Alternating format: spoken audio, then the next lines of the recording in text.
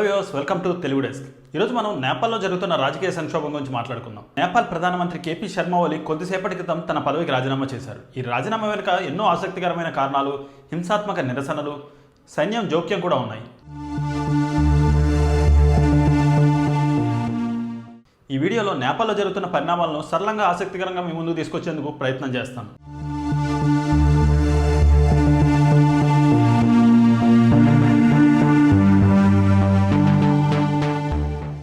నేపాల్లో గత కొద్ది రోజులుగా రాజకీయ అస్థిరత, ప్రభుత్వ వ్యతిరేక నిరసనలు తీవ్ర స్థాయిలో కొనసాగుతున్నాయి. ఈ నిరసనలకు ప్రధాన కారణం ప్రభుత్వం ఫేస్బుక్, ఎక్స్, యూట్యూబ్, వాట్సాప్తో సహా 26 సోషల్ మీడియా ప్లాట్ఫామ్పై విధించిన నిషేధం. ఈ నిషేధం ప్రజల్లో, ముఖ్యంగా యువతలో తీవ్ర ఆగ్రహాన్ని రేకెత్తించింది.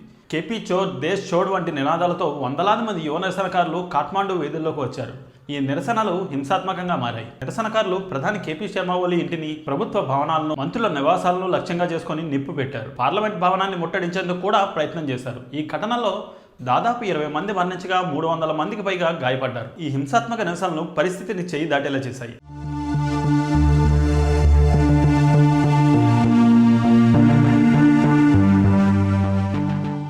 Nepal army chief general Ashok Raj Sigdel ప్రధాని ఓలీతో మాట్లాడి దేశంలో శాంతిని పునరుద్ధరించడానికి రాజీనామా ఏకైక మార్గమని సూచించినట్లు సమాచారం.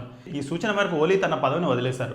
రాజకీయ సంక్షోభానికి పరిష్కారం కనుగొనేందుకు, దేశంలో శాంతిని నెలకొల్పేందుకు నేను రాజీనామా చేస్తున్నాను అని ఓలీ తన రాజీనామా ప్రకటనలో తెలిపారు.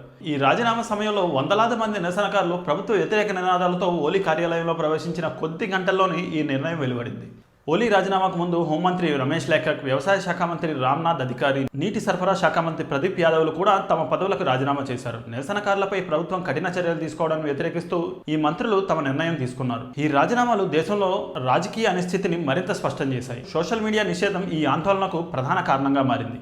ఈ నిషేధం విధించిన తర్వాత యువత సోషల్ మీడియా ద్వారా తమ ఆగ్రహాన్ని వ్యక్తం చేస్తూ నిరసనలను సమన్వయం చేశారు. ప్రభుత్వం ఈ నిషేధాన్ని సోమవారం రాత్రి ఎత్తివేసినప్పటికీ ఆందోళనలు మాత్రం ఆగలేదు. నిరసనకారులు ప్రధాని ఓలీ రాజీనామాతో పాటు ప్రభుత్వం పూర్తిగా కూలిపోవాలని, అవినీతిపై కఠిన చర్యలు తీసుకోవాలని డిమాండ్ చేశారు.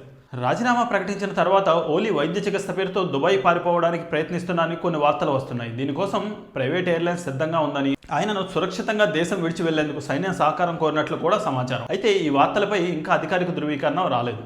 కేపీ శర్మ ఓలీ రాజీనామాతో నేపాల్ రాజకీయాలు కొత్త మలుపు తిరిగాయి. ఈ సాయంత్రం కొత్త ప్రధాని ఎన్నిక జరిగే అవకాశం ఉంది. అయితే ఈ ఎన్నిక దేశంలో శాంతి, స్థిరత్వాన్ని తిరిగి తీసుకొచ్చే దిశగా ఒక అడుగుగా భావిస్తున్నారు. అయితే ఈ సంక్షోభం నేపాల్ రాజకీయ వ్యవస్థపై, ప్రజల విశ్వాసంపై ఎలాంటి ప్రభావం చూపుతుందో రాబోయే రోజుల్లో స్పష్టమవుతోంది.